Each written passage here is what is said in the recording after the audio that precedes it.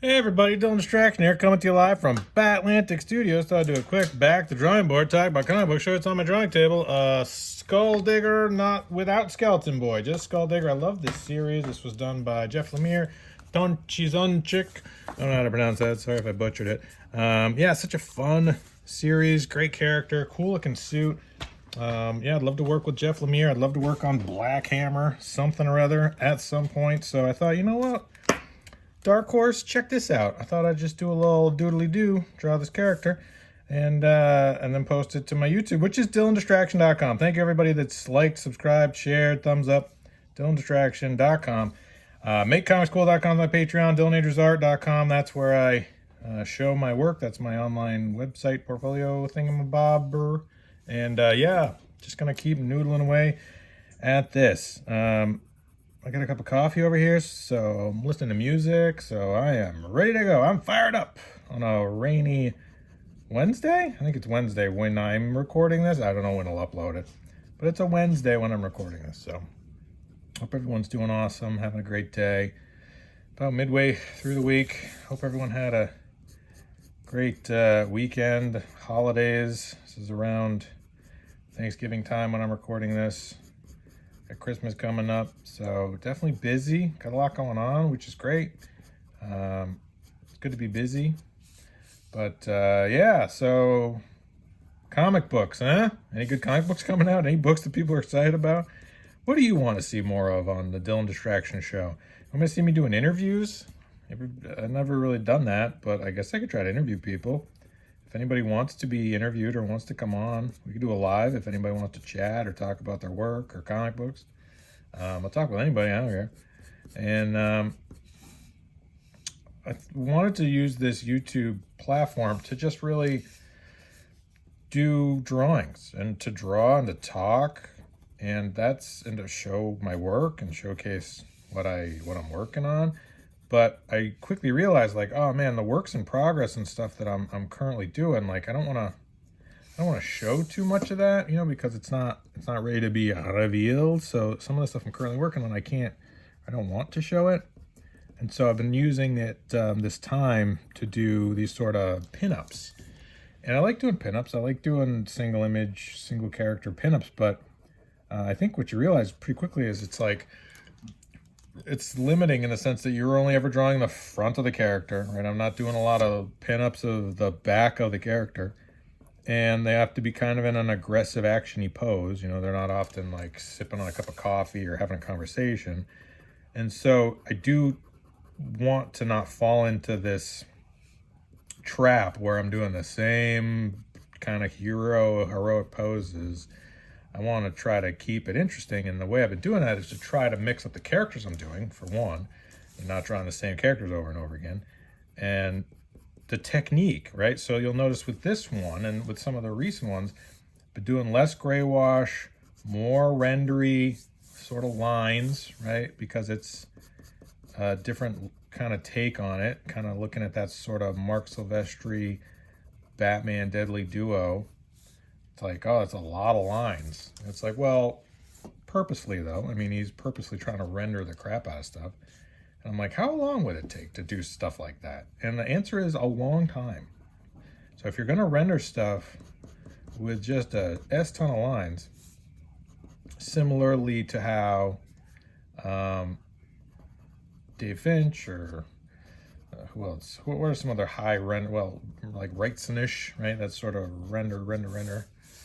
It is time consuming. You don't realize it going into it. You're like, oh, it looks cool. And there's a million lines for Todd McFarlane when he was doing his Spider-Man stuff. Just so much lines. I don't know if there was a lot of modern artists that do that. I think probably because the return on investment's not great. If you spend 10 hours on a drawing, 12 hours on a drawing, and it's the same value as if you spend 4, well, then you'd probably want to spend 4. You could get twice as many done. And that's, I think, where we're kind of at, where you see a lot of stuff currently. There's, with more modern mainstream stuff, where they don't do as many lines, don't render as much, and kind of rely on the colorist to work on putting in the rendering. And that's definitely a cool look. I mean, especially if you're the colorist of your own stuff, you can really get some cool effects doing a lot of rendering. I'd say Brennan Wagner, doing his work with his father, Matt Wagner, does a lot of that. And Tonchi Zonchik, this guy, right? So you look at his, there's not a lot of, like here, muscles, not a lot of rendering, a lot of black, right? This is all done traditionally too, which blows my mind. It looks digital, but the colors are just great.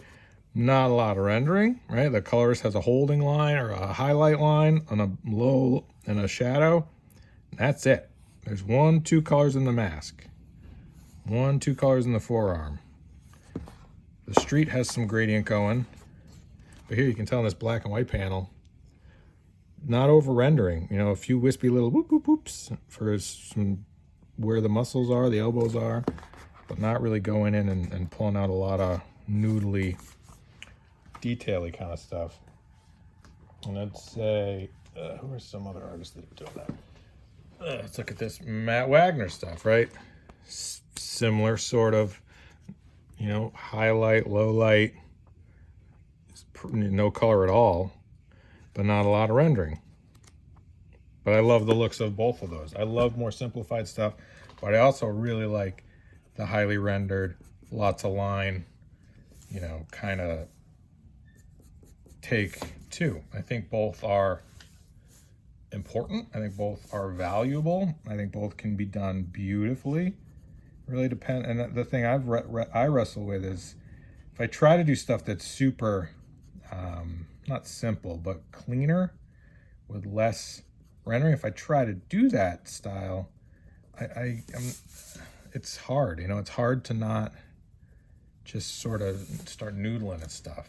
For me, I want to go back in and rework the lines and get in there and get messy with it, just kind of instinctively. But I'd love to do more work or to get comfortable or to have a project where I thought that would make sense, right? And it's really just up to me to kind of find the project, find the time. I've experimented with it a little bit, but I'd love to do a Matt Wagner, Tonchi Zonchik kind of look consistently through some sort of series. Who are some other artists that do it? Mike Allred, right? I'd say he's another one where I love his work. You're like, oh yeah, no, he definitely has a look he's going for and doesn't try to overwork or over-render any of the parts or pieces. Who are some other artists? I think Declan Shalvey kind of walks that line between overly rendered and kind of cartoony. I'd say Eric Larson walks that line between a lot of rendering and cartoony. Right, where you look at it and you go, oh, sometimes, and even sometimes I think Larson, it's depending on the project, right? Depending on the issue, because he's had so many issues with Savage Dragon, and some of them you'll go, oh yeah, I know, he's definitely going in and really rendering the crap out of some of these, and then some of them I don't know, due to time constraints or just he wanted that look. Like I was thinking of Ant, that most recent one where he's like, I'm going for Mobius. Definitely a more stripped down look to his work. And I think it's a cool take. I mean, I wouldn't be able to pull that off, but I respect anybody for giving it a try. Definitely, it's hard to do things that you're not familiar with or not as comfortable with doing, right? Like if you use the same pens every time and then you're like, I'm going to draw with different pens. It's always a bit overwhelming because you don't want to spend hours and hours and hours on something and be like, this is not what I wanted. It's not successful. This is not something I'm wanting to share, right? It's like, well, I just wasted days or hours or weeks in some cases.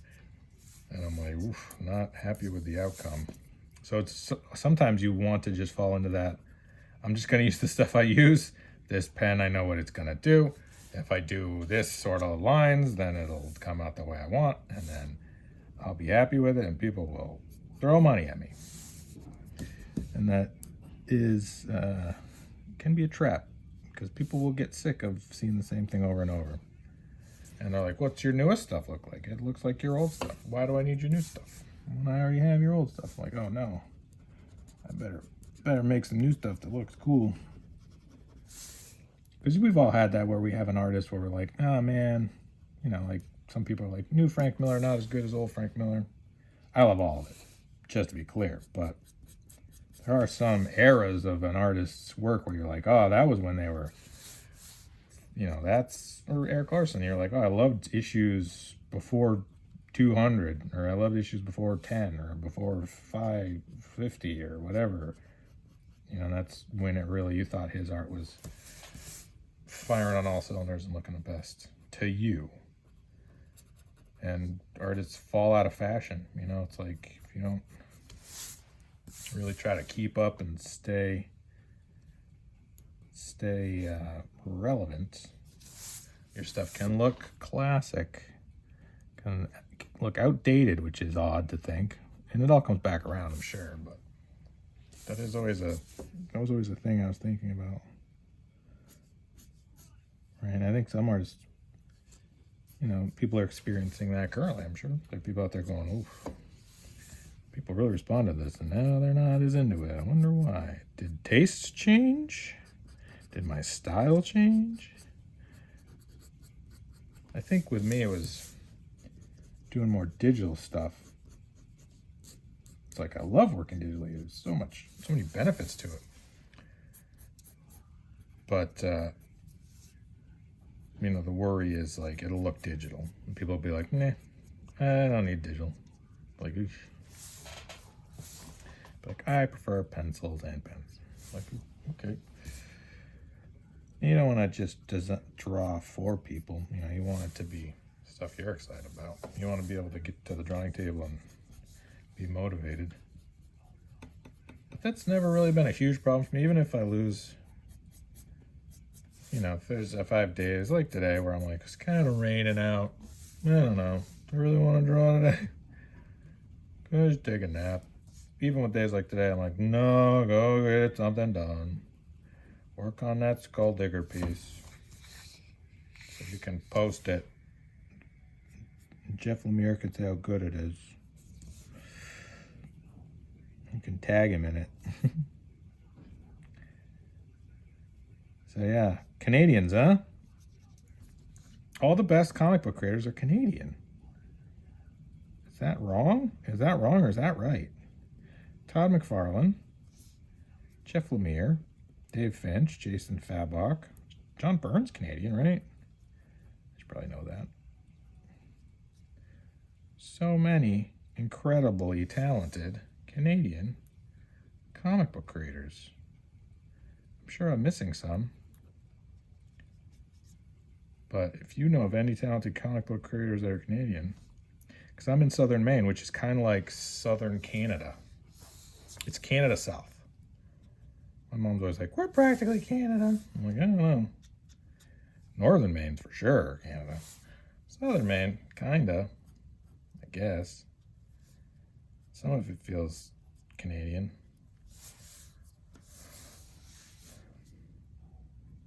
Some of it doesn't. So yeah, if you can think of any comic book creators that are Canadian that I haven't mentioned, post them below.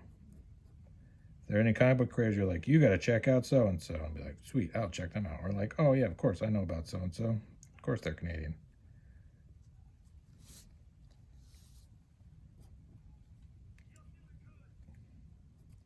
So yeah, this is how I draw chains. Just kind of go in here and boop, boop, boop, chain. I don't want the chains to be too rendered or too descriptive. I like it when the chain kind of feels like a solid thing, right? I think once it stops feeling like one big, like when you look at a rope, you don't look at the individual knots that make up the rope. I think of that with chains. It's like you don't think of the individual chunks that make up the links chunks. You don't think of the individual links. You just think of the overall shape of the chain. Just like with a rope, you're not thinking about the individual knots or the fibers, you're thinking about the shape of the rope. So keep moving.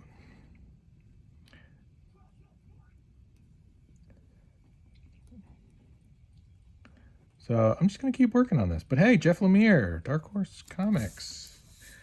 If you need any Black Hammer stuff, I'd be happy to send you a high res of this. Love to work on a Black Hammer book. Or a Skulldigger Skeleton Boy book.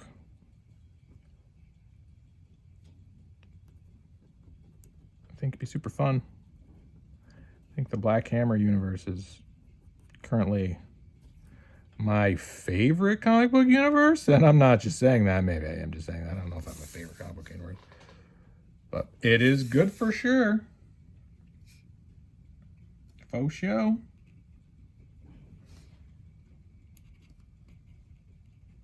All right, so I'll stop this video now. Thank you so much for watching. DylanDistraction.com. That's my YouTube channel. MakeComicsCool.com. That's my Patreon. BatlanticStore.com. If you want to buy Christmas presents for somebody or yourself. DylanAndrewsArt.com if you want to see my work. And that's it. So, awesome. Skulldigger. He's got a skull on a chain. All right, cool. Bye.